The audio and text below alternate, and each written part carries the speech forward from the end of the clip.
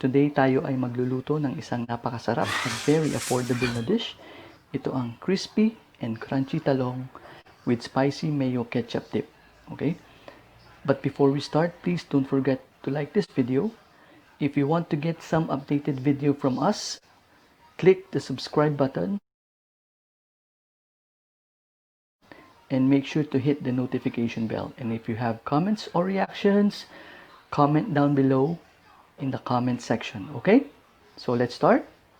And here are the ingredients.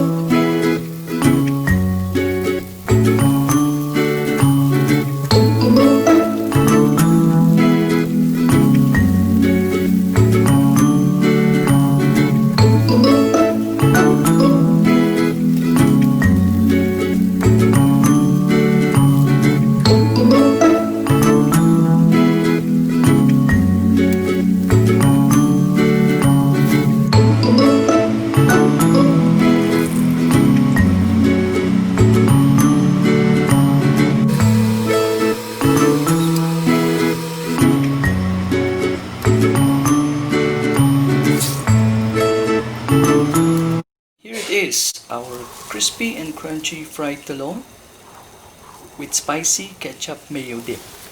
Okay, again, don't forget to like this video, subscribe to our channel, and hit the notification bell and put some comments down below. Bye guys, till the next video.